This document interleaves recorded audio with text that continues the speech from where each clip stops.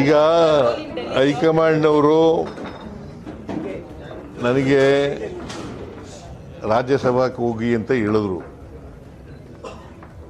ರಾಜ್ಯಸಭಾಕ್ಕೆ ಹೋಗಿ ಅಂತ ಹೇಳಿದ್ರು. ನಾನು ಬಹಳ ವಿನಮ್ರವಾಗಿ ಆಗಲ್ಲ ಅಂತ ಹೇಳಿದೆ. ನಾನು ರಾಷ್ಟ್ರ ರಾಜಕಾರಣದಲ್ಲಿ ನನಗೆ ಆಸಕ್ತಿ ಇಲ್ಲ, ರಾಜ್ಯ ರಾಜಕಾರಣದಲ್ಲೇ ಇರ್ತೀನಿ ಅಂತ ಹೇಳಿದ್ದೀನಿ. ನನಗೆ ಇನ್ನ ಜನ ಆಯ್ಕೆ ಮಾಡಿರೋದು ನನಗೆ 5 ವರ್ಷಕ್ಕೆ, ಇನ್ನ 2 ವರ್ಷ ಇದೆ. ಅಲ್ಲಿವರೆಗೆ ಕರ್ನಾಟಕದ ಜನಗಳ ಪರವಾಗಿ ಮತ್ತು ನಮ್ಮ ಕ್ಷೇತ್ರದ ಜನಗಳ ಪರವಾಗಿ ಮುಂದಿನ ರಾಜಕೀಯ ಪಯಣದಲ್ಲಿ ನಿಮ್ಮ ಪಾತ್ರ ಸರ್ಕಾರದ ವಿಚಾರ ಸಂದರ್ಭದಲ್ಲಿ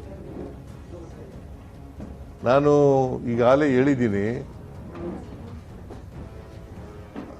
I will continue in active politics.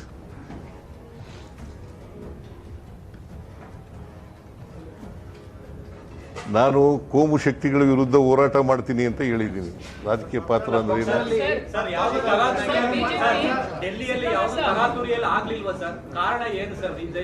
ಏನು?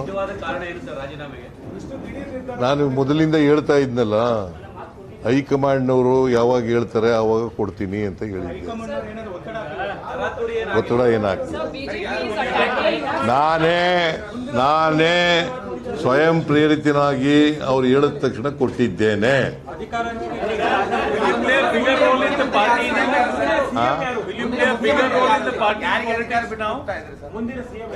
ಒಬ್ರು ಕೇಳಿದ್ರೆ ಹೇಳ್ಬೋದು, ಎಲ್ಲರೂ ಒಟ್ಟಿಗೆ ಕೇಳಿದ್ರೆ 4 ಜನ 5 ಜನ ಕೇಳಿದ್ರೆ ಯಾರಿಗೂ ಉತ್ತರ ಕೊಡೋದು?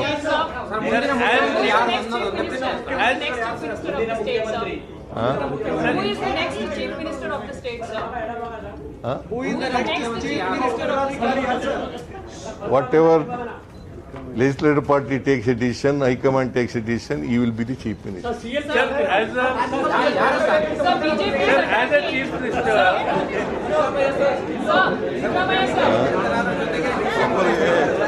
masala